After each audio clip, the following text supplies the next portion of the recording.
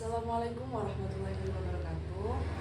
Perkenalkan, kami dari kelas 12C2 akan mewawancarai mengenai pengaruh Pancasila terhadap globalisasi terhadap Ibu Vika selaku Kepala Dusun di Desa Garman, Sekarmojo. Izinkan saya mulai pertanyaannya.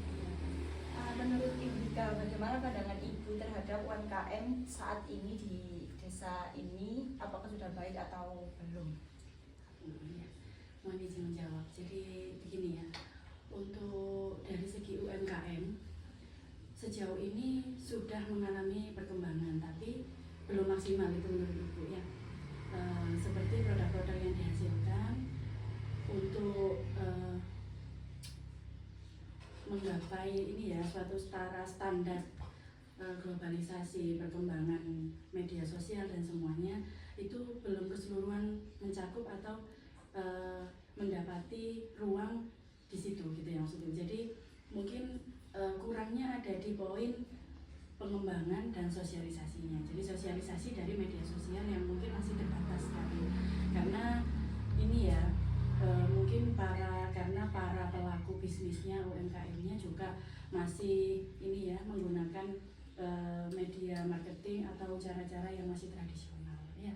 Jadi kurang upgrade. Kalau mungkin di zaman globalisasi sekarang kan harusnya media sosial itu bisa menjadi penunjang ya Dek ya.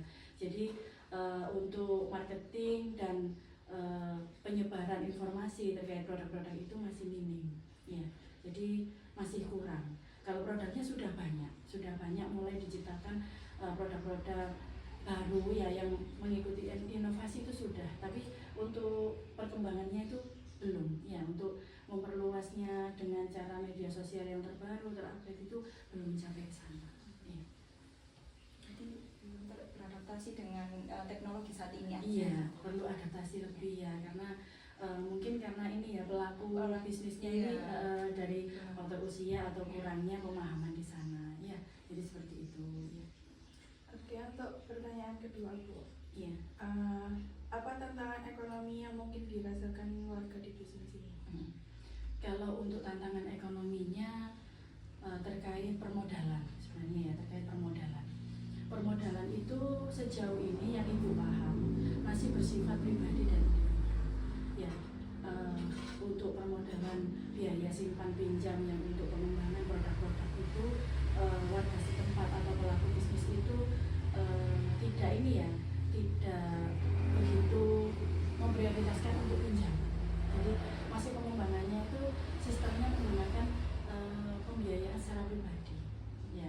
Kan biasanya yang ibu paham bahwasanya bisnis itu memang tidak lepas dari modal ya.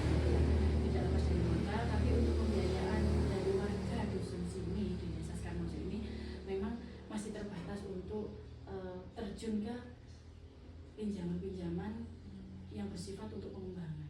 Jadi masih manual ya, masih manual dengan seadanya mengalir seperti itu. Ya.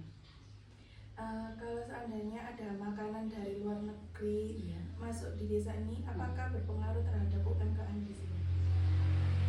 Kalau misalkan ada produk baru masuk ya tergantung produknya apa, gitu ya. Dari setiap lingkungan atau ekosistem di satu wilayah ya, kulturnya seperti apa.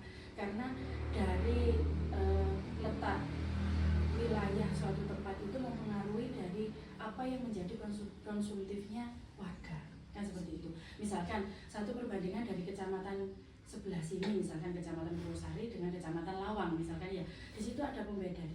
Pembedanya adalah dari sifat konsumtif warganya ya. Kalau warga Purwosari Ibu nilai mungkin tidak begitu suka ini ya, tidak begitu suka belanja-belanja yang bersifat tidak sekunder ya. Jadi misalkan yang diutamakan warga sini itu adalah keperluan-keperluan yang menjadi inti ya, jadi kebutuhan-kebutuhan pokok gitu ya. Jadi misalkan untuk ada produk yang masuk itu misalkan sebagai contoh itu produk makanan ya, cemilan itu di sini mungkin tidak sama dengan halnya kalau misalkan turunnya di wilayah sebelah di kecamatan Lawang, karena warga sini itu tidak positif di cemilan. Jadi seperti itu. Kalau ada pengaruh ya mungkin ada, tapi tidak besar ya, karena di sini yang diutamakan itu tadi adalah kebutuhan pokok ya. ya. Jadi belanja kebutuhan pokok. Jadi seperti itu. Ya. Baik, untuk pertanyaan selanjutnya, Iya.